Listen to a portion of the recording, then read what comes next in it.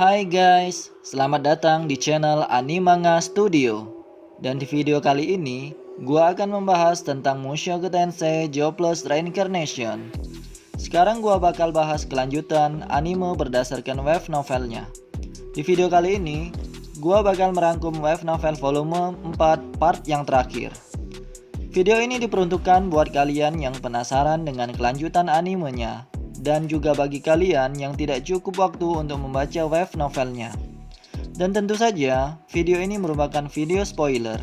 Bagi yang tidak suka, gua sarankan untuk tidak menonton video ini. Oke, sebelum kita mulai, gua mau ngingetin untuk subscribe dan nyalain loncengnya, supaya kalian dapat notif video terbaru. Oke, tanpa banyak bacot, langsung saja kita menuju lanjutan ceritanya. Setelah keluar dari penjara, hujan deras masih terlihat di luar. Musim hujan telah datang dan tampaknya hujan ini akan terus turun tanpa henti selama 3 bulan ke depan. Alasan mengapa Ruijerd belum juga datang menyelamatkan Rudeus adalah karena kasus penculikan yang ternyata terjadi secara besar-besaran. Sehingga Ruijerd sibuk membantu ras hewan untuk menyelamatkan anak-anak yang diculik, yang ternyata akan segera diberangkatkan melalui kapal. Di sisi lain, Gies terlihat sedang meminta maaf kepada Rudeus atas kesalahpahaman yang terjadi yang membuat Rudeus mendekam di penjara selama seminggu ini. Rudeus bilang bahwa karena itu merupakan suatu kesalahpahaman, Rudeus memaafkan Gies. Walau Rudeus sebenarnya tidak menerima kenyataan bahwa ia dipenjara begitu saja. Setelah memaafkan Gies, tiba-tiba Eris membacakan mantra sihir water ball dan peluru air tersebut mengenai tepat di perut Gies sehingga Gies mengerang kesakitan. Eris berkata dengan keras, "Nah, dengan ini baru impas." Semua orang di sekitar pun tercengang melihat apa yang baru saja terjadi. Di sisi lain, Rudeus kagum melihat tindakan Eris barusan. Sekarang, Rudeus berada di rumah Gustav bersama Eris dan Ruijerd. Rumah yang berada di atas pohon, sekaligus rumah terbesar di desa ini. Gustav adalah kepala desa yang berasal dari ras Dedorudia. Putranya bernama Gies, dan yang Rudeus selamatkan dari penyelundup adalah putri kedua Gies, yaitu bernama Minitona. Sedangkan putri sulungnya bernama Rinia Dedorudia sedang belajar di Akademi Sihir Ranoa. Ciri-ciri ras Dedorudia adalah ras yang memiliki telinga kucing. Sedangkan juga ada ras Adorudia yang memiliki telinga anjing. Setelah obrolan yang panjang, diketahui bahwa Gislen Dedorudia adalah anak kedua dari Gustav, atau adik dari Gies. Namun tampaknya, Gislen sudah tidak dianggap lagi sebagai keluarga di sini, karena ulahnya di masa kecil. Sudah lama, Gislen tidak kembali ke hutan agung sejak ia melarikan diri ketika masih kecil. Eris begitu emosi mendengar hal tersebut, karena orang yang dihormatinya dilecehkan seperti itu. Eris pun berteriak marah dan bilang, Gislen merupakan seorang guru pedang yang sangat dia hormati. Rudeus pun tampak setuju apa yang dibilang oleh Eris. Gies mendengar itu tampak tak percaya karena Gies bercerita ketika masih kecil, Gislen adalah anak yang sangat brutal. Seluruh isi desa sangat membencinya karena dia selalu bertindak menggunakan kekerasan saat ia tidak senang. Gislen begitu kuat, tidak ada yang mampu melawannya ketika di desa. Bahkan Gies ketika itu juga sering dibully oleh Gislen. Itulah mengapa Gies sangat membenci adiknya. Mendengar cerita itu, Rudeus menyimpulkan bahwa Gislen yang dulu dan sekarang adalah orang yang berbeda. Seiring waktu, sifat seseorang akan berubah menjadi lebih dewasa. Begitu pula dengan Gislen. Meski terkejut mendengar cerita yang Eris sampaikan, Gies mulai mengerti bahwa kini Gislen tidak sebrutal dulu. Hari-hari berlalu. Di suatu sore hari, menjelang malam, Rudeus pergi seorang diri di tengah hutan dan memutuskan untuk mulai melatih sihirnya. Tampak Rudeus mengendalikan arus air yang mengalir di tanah dan mencoba untuk membekukannya. Kemudian pada saat itu, Rudeus memiliki ide untuk mencoba sihir terbang. Berpikir hal itu, Rudeus pun meninggalkan desa. Rudeus membekukan air menjadi es, kemudian berpijak dan berjalan di atasnya, semakin jauh dari desa, hingga akhirnya tiba di daerah terbuka, agar dapat lebih leluasa melatih sihir. Rudeus menciptakan tornado dengan kecepatan 100 meter per detik. Rudeus kemudian diterbangkan ke udara bagaikan daun yang ringan. Tiba-tiba, Rudeus menyadari bahwa ia telah berada di dekat awan. Rudeus terlihat mulai panik. Rudeus melihat ke bawah dan sangat takut memikirkan apabila ia terjun bebas dengan kecepatan yang mengerikan. Setelah memikirkan hal tersebut, Rudeus terlihat terjun bebas dengan sangat cepat.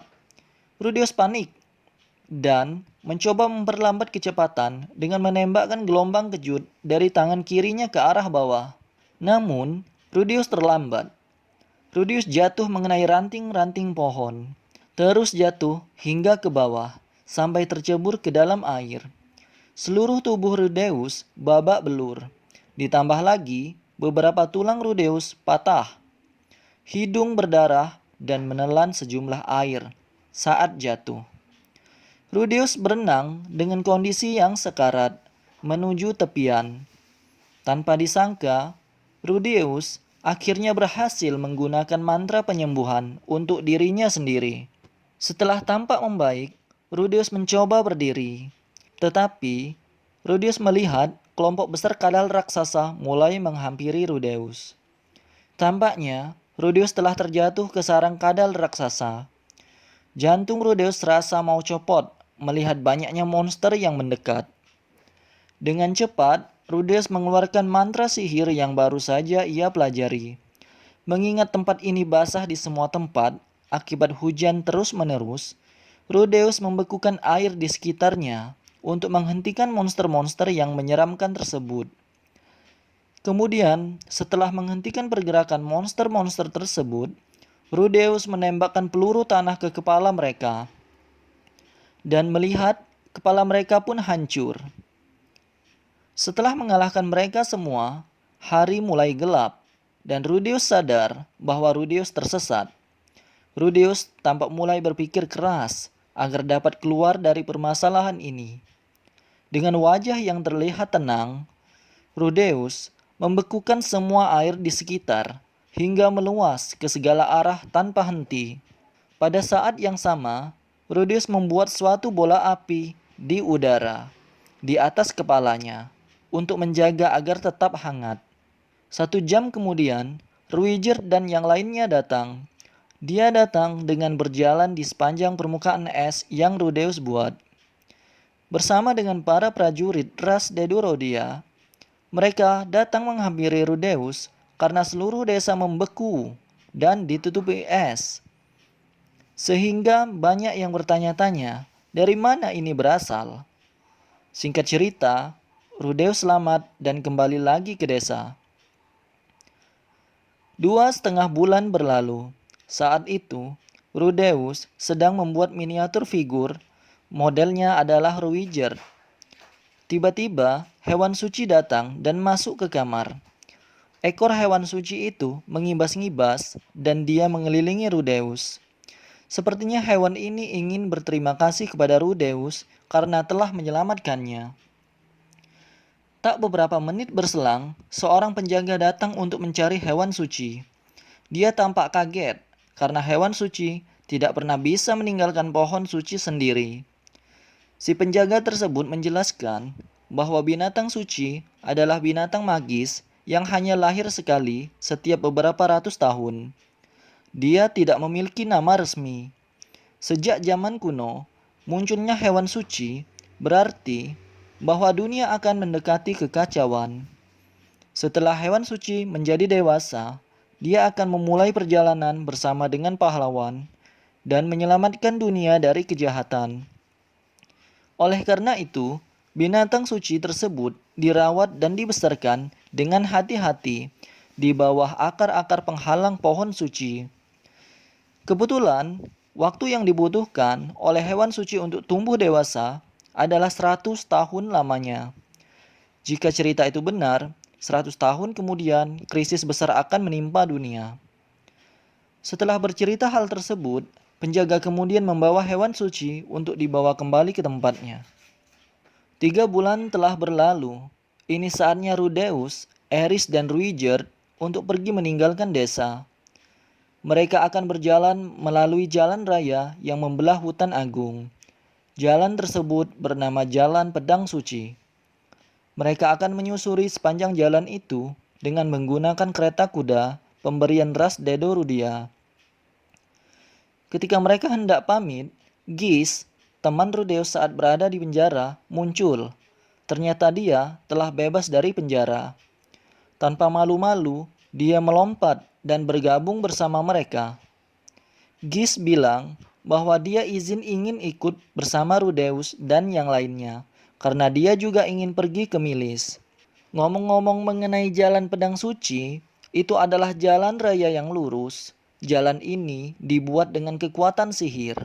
Konon, yang menciptakan jalan ini adalah pendiri gereja Milis, organisasi keagamaan terbesar di dunia.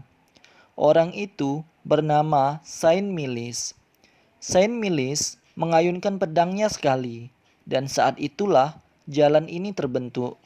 Sabetan pedangnya mengiris hutan, gunung, dan apapun di depannya, sampai menebas langsung ke arah Raja Iblis yang berada di benua iblis. Sampai sekarang masih ada kekuatan sihir Saint Milis yang tersisa karena sepanjang jalan orang-orang belum menemukan seekor pun monster yang menghadang.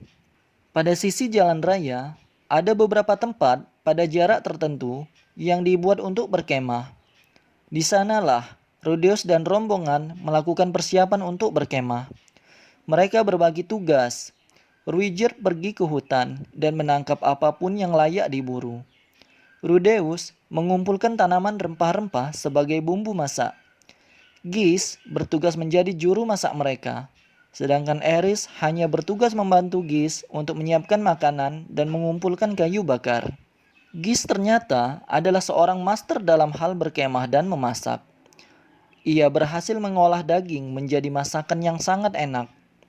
Setelah sekian lama, Rudeus, Eris, dan Ruiger akhirnya dapat merasakan kembali masakan yang enak dan layak untuk dimakan. Rudeus terlihat begitu terharu merasakan masakan Gis. Di satu kesempatan, Eris yang sedang merasa bosan meminta Gis untuk mengajarinya memasak. Namun Gis menolak. Eris bertanya-tanya mengapa ia tidak mau mengajarinya memasak meski sudah dipaksa berkali-kali. Sebenarnya, Eris memiliki maksud untuk mencoba memasakkan makanan suatu saat kepada Rudeus. Akhirnya, Gis memberikan alasan bahwa dia dulu adalah anggota kelompok yang beranggotakan 6 orang. Tidak ada yang bisa memasak kecuali Gis. Namun suatu hari, tampaknya salah satu wanita dari kelompok Gis ingin belajar memasak kepadanya. Hingga akhirnya, wanita itu pandai memasak. Kemudian setelah itu, wanita itu jatuh hati pada si pria, bahkan sampai menikah. Keduanya meninggalkan kelompok dan pergi ke suatu tempat. Dengan kepergian mereka, kestabilan kelompok itu terganggu, dan akhirnya kelompok tersebut bubar. Gis berusaha mencari kelompok yang sudi menampungnya, namun tidak ada yang mau merekrutnya, karena sebenarnya Gis tidak memiliki kemampuan sihir maupun berpedang. Gis kini berhenti menjadi petualang dan bersumpah untuk tidak akan mengajari lagi perempuan memasak. Gis menganggap bahwa itu adalah kutukan. Suatu hari tertentu, Rudeus dan rombongan menemukan monumen batu yang aneh. Tingginya mencapai sekitar lutut orang dewasa dan ada lambang aneh yang terukir di sana.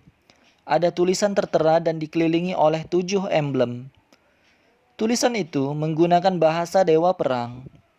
Gis menjelaskan bahwa itu adalah 7 kekuatan dunia. Rudeus bertanya apa maksud dari 7 kekuatan dunia.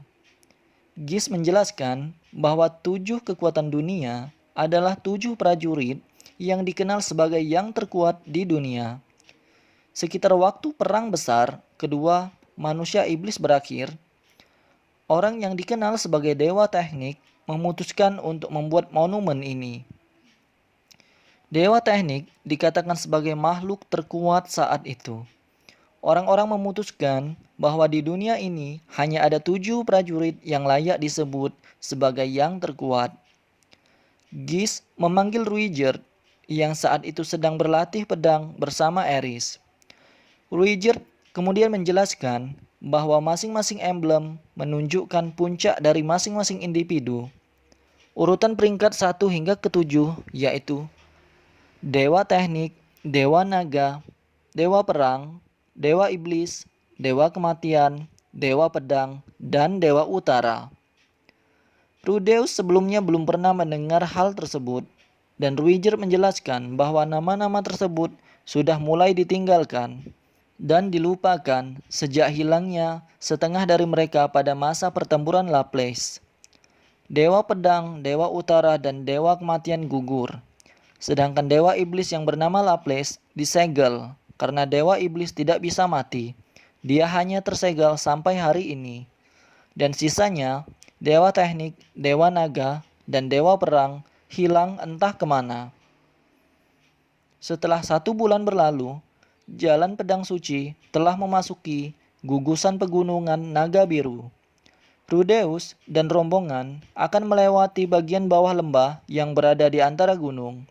Perjalanan di lembah tersebut akan membutuhkan waktu selama 3 hari. Nah, itulah rangkuman cerita volume 4 part yang terakhir. Video berikutnya kita akan memasuki volume yang kelima yang bercerita tentang pertemuan Rudeus dan Paul serta kenyataan pahit yang terjadi selama 2 tahun terakhir ini. Banyak cerita yang tidak dijelaskan di anime dan manganya loh. Maka dari itu, kalau males baca web novelnya, pantengin terus channel ini dengan subscribe dan hidupkan notifikasinya. Oke, sekian dari saya. Terima kasih guys.